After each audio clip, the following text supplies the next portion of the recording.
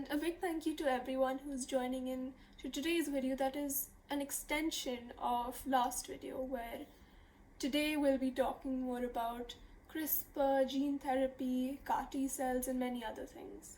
So, for my first question of today, can human DNA be altered? Yes, it can be altered. I think, the reason for this biological revolution and the way we've seen it is because we started developing tools where we are able to alter the DNA, take any DNA from anywhere, put it into a plasmid, put that plasmid into a E. coli or a Chinese hamster ovary cells and make the cell produce the protein that you want.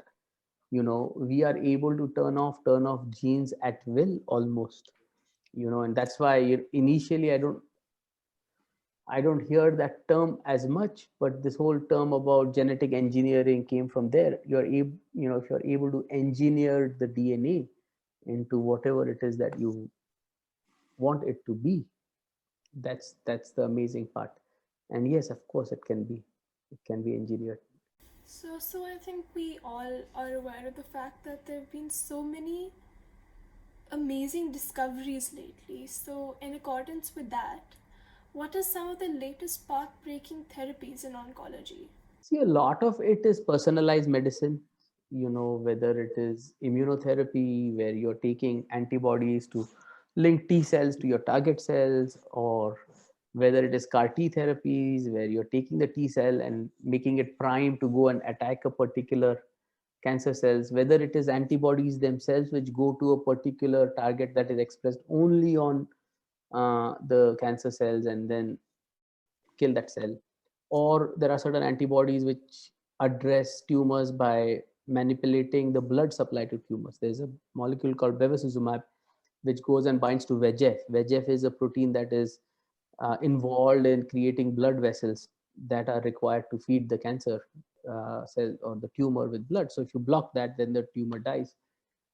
There are antibody drug conjugates where you take these highly toxic small molecules, put them on an antibody, covalently link them to antibody, and then the antibody specifically engineered to bind the cancer cell. So it's like the antibody is delivering this payload or the toxic compound only to cancer cells.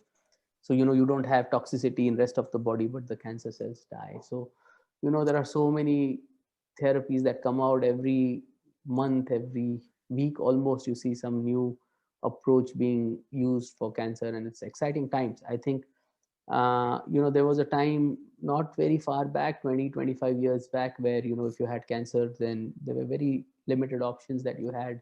And now, especially in things like breast cancer, if you detect it early on, it can almost be completely cured. So it's the incredible progress that the field has seen in past several years, and it That's a continues to grow. Thank you so much for that clarification, sir. And if you could possibly shed a little bit of light on what gene therapy is, that would be great. So gene therapy, it's again a very broadly used term, to talk about a certain kind of therapy. So far, earlier we've talked about different modalities that are out there, which is small molecules or proteins or other kind of medicines that go and cure you, right? As we said, antibodies that are targeted against a specific receptor.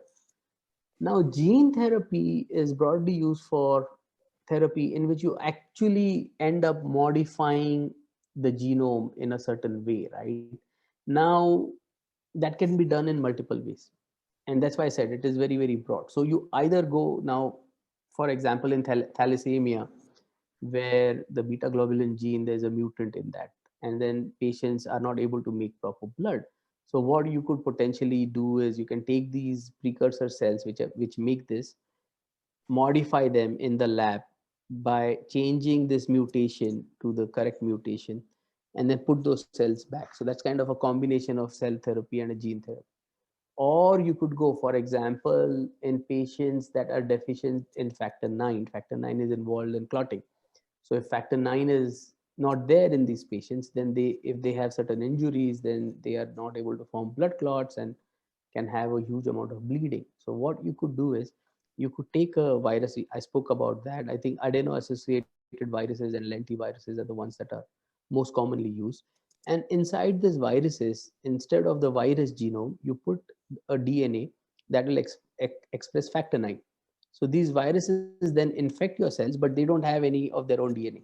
So they cannot replicate like what is happening, for example, right now, unfortunately, with COVID, these viruses cannot replicate. But they have delivered this now your gene of interest, which is factor 9, into patients. And the patients will then start producing their own factor 9 because of the DNA that is being given to them and be cured. And that's gene therapy for you. But there are various different versions of that. But I just gave you a general overview of what it can be.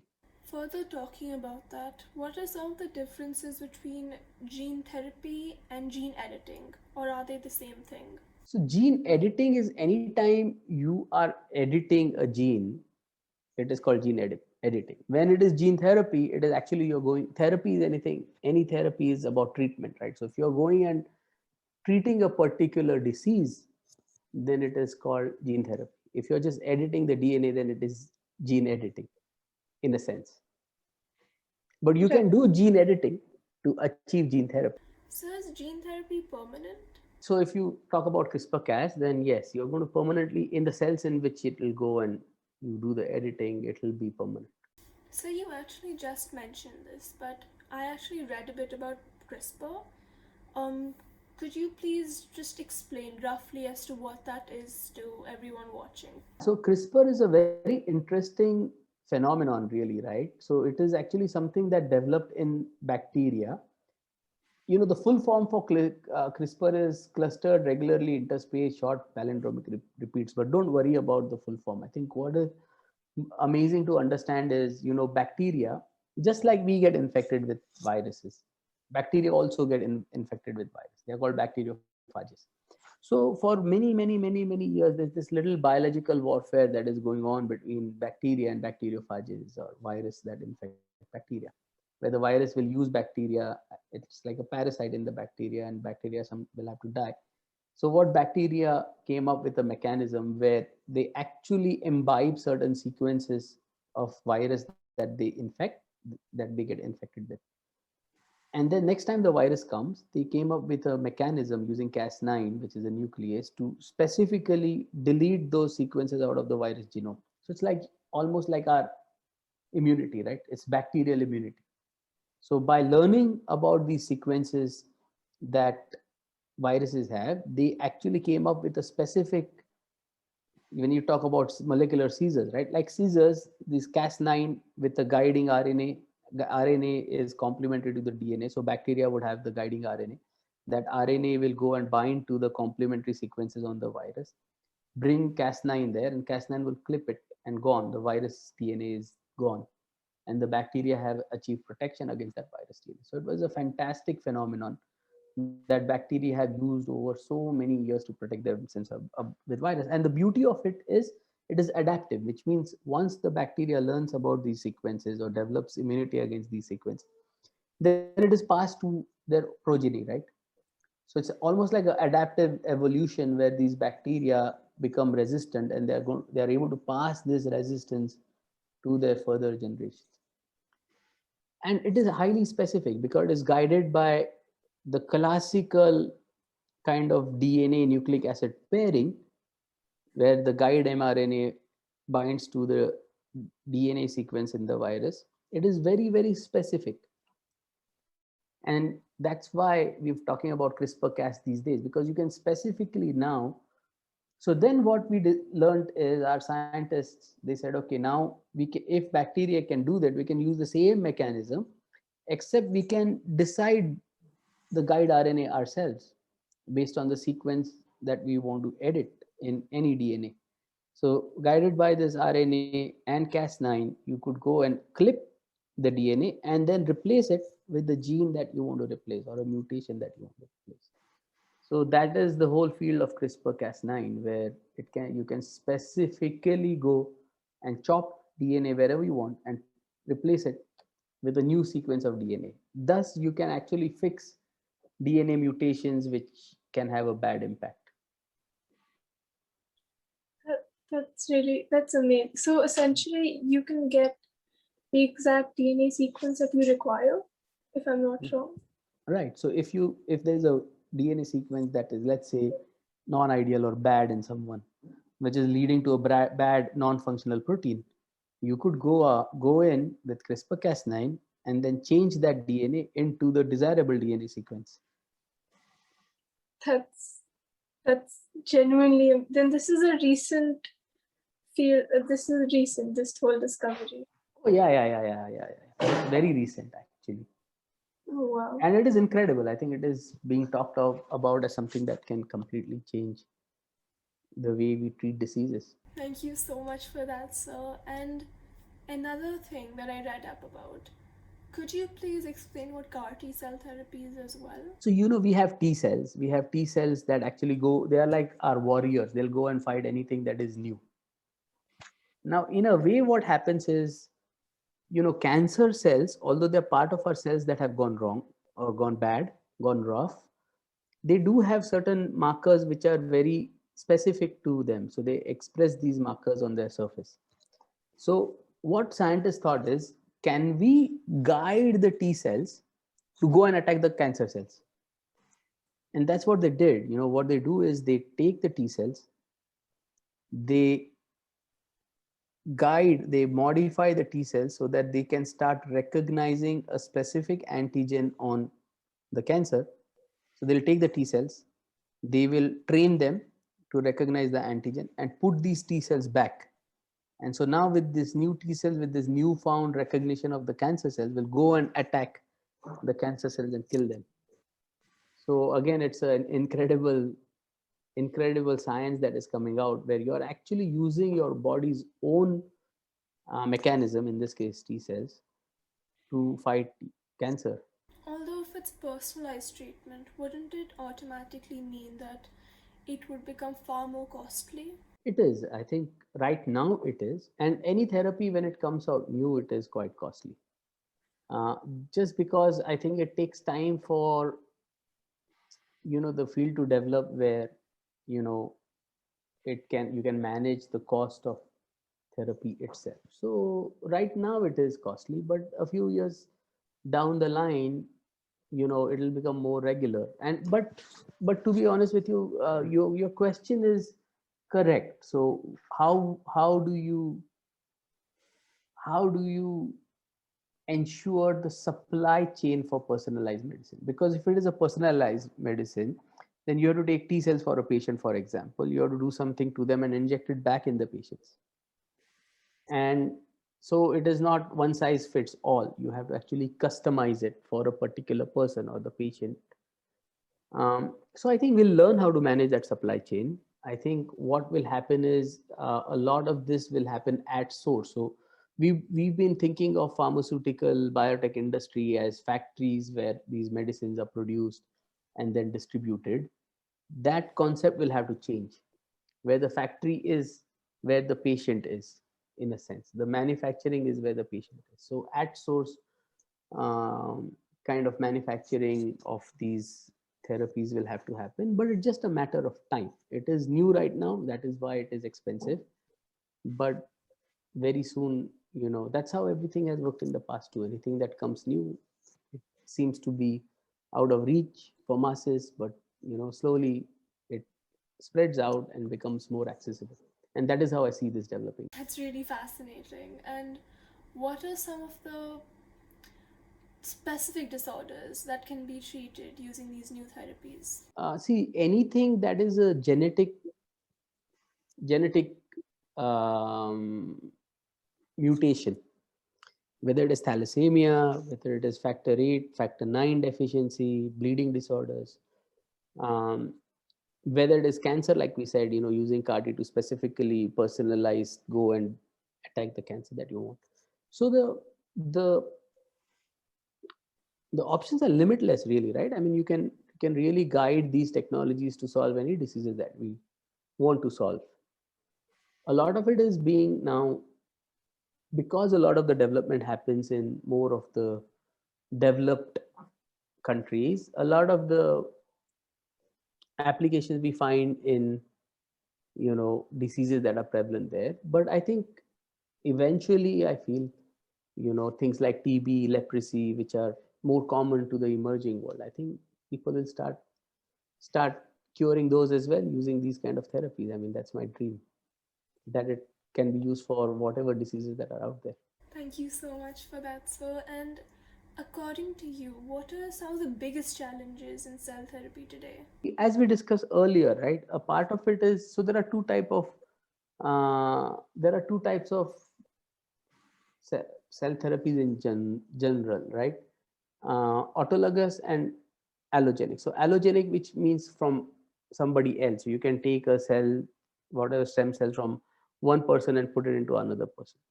So in that case, I think graft rejection because of the immune intolerance, etc., remains a big challenge uh, to overcome. When it comes to autologous, I think the other challenge is what we've discussed, because then it becomes personalized. You have to take cells from the patients, modify them, and put it back. So the challenges that we discussed earlier in terms of supply chain and mass kind of production of these becomes a challenge. So those are the two big challenges really when it comes to cell therapy. So, if you could shed a bit of light on how biotechnology can help save our planet from greenhouse emissions. I think pharma, in the last many years, I think biotech has really emerged as a growing area in pharmaceutical industry in general, and in terms of the new therapies that we've discussed so far. I think the impact has been incredible. I think the next frontier for biology is to enter the food. The way we are currently consuming food is actually has a big impact on our environment and ecology, right? When you look at the carbon cycle, instead of consuming plants, we are consuming animals, and then 80% of the agricultural produce actually goes to feeding animals, which we end up consuming. And in the last 20 years or so, initially starting in the US and Europe and now expanding into probably countries like China and India, we have revolutionized the field of, in a sense, maybe it's the wrong word to use, but the way uh, we are we are producing a food, whether it is cattle, birds, milk, eggs, it has put an incredible strain on our ecology. When we talk about carbon footprint, nobody talks about this. The biggest contributor to carbon footprint right now is the way we consume our food. you know we are doing mass production of animal houses for various purposes, for consumption, for milk, for egg, leather industry, you name it. And the implications of that are huge. Now, since this is a habit that has formed, and it's a choice whether you want to be a vegetarian, vegan, or a meat eater, it's a choice, and everybody wants to have a choice. So the question is, how do you convert people who choose to eat meat, and there are good reasons why they want to eat meat, whatever those may be, into consuming meat like products which are grown ethically from an ecological perspective. So the same thing that we've done in biopharmaceuticals, for example, is mass production for medicines can be used for mass productions of protein for our consumption, whether it is milk proteins, whether it is egg proteins. We can actually start producing this in big factories. Instead of harnessing animals to produce milk, we can produce it in a bioreactor, or egg proteins in a bioreactor. Similarly, we can use cell culture that we've been discussing before to actually make meat that can be consumed. By doing that, biotech can have a huge impact on the way we consume, way we produce our food right now, and by that impact our planet in general by reducing the carbon footprint. I think that's a huge role that biotech must play if we have to survive on this planet for a long, long time. Otherwise, I think we are just actually taking an axe and cutting the branch on which we are sitting. Yeah, that's a good comparison because it truly is exactly like that. So, could you possibly tell us about some of the most exciting projects that you worked on or are currently working on? So many, I think, so for me to, I will tell you one project, but I don't want to say that it is the most exciting. I mean, probably that is the most recent thing I'm working on, maybe. Um, but everything just seems so exciting. But I'll tell you one project that we are currently working on. So there is this, we always talk about traditional medicine like Ayurveda in India or Chinese traditional medicine versus the more kind of ethical medicine, what you want to call it, where it is gone through clinical trials, etc., etc. I think bridging those two is critical because I think there's a lot of good traditional knowledge that we lose out on if we completely ignore those. And as I said, even things like turmeric, haldi ka doodh for infections, it works. So there is a plant compound which is known in the Indian traditional medicine to be useful in treating certain blood cancers like AML, right? And we have a lot of these biological assays, cell lines, various different types of cancer cell lines that we have in the lab. So we thought, hey, if we have these cancer cell lines, let us try the extract of this plant and see if it works. And it works. And so we isolated the compound from it and showed that the compound works. And we've done a lot of different uh, studies to establish that even in animal models and xenograft, that compound is working. We've artificially synthesized the compound and shown that it works. So we are very excited about that molecule as it is going forward into, probably preclinical and clinical stage. This was all ingrown in-house. The other such molecule actually was from papaya leaves, right? People say that if you drink papaya juice, your platelets go up during dengue. And we actually validated that, in a model for TF1 cells for platelets, and they do go up. And with papaya juice, but not with any other plant juice, only with papaya juice. So we have isolated the compound from papaya juice and identified it. It happens to be metabolic, a metabolite that is already there in human beings. So now we are going through the FDC route to see if we can bring it out as a product. Hopefully in the next few months we'll be able to launch it. So those are the two exciting ones that come to my mind right now. But there are so many other ones, that I don't want to highlight these two as the most exciting, but they are quite exciting. Definitely, because I think often people think that they have to make a firm choice between Ayurveda and what is seen as the big pharmaceutical companies. Mm-hmm. And I think there is a bridge that can be built. There's a lot of traditional knowledge. I think plants have been evolving for millions of years longer than people, and they have a huge repertoire of chemical entities. If we are able to test them for certain ailments that we have, then there is a chance that they're going to have a higher safety profile. That doesn't mean that they're going to save, but maybe a higher safety profile than synthetic chemicals that are being used. So I think it is something that is worth exploring and validating through clinical trials and robust studies to see if we can harness some of these molecules as well. They are generally broadly known as phytopharmaceuticals or pharmaceuticals which come from plants. But that's also an exciting field. Thank you so much for taking out the time for answering all my questions. So, I must congratulate you, Ehsas, on running this. You're doing a fantastic job.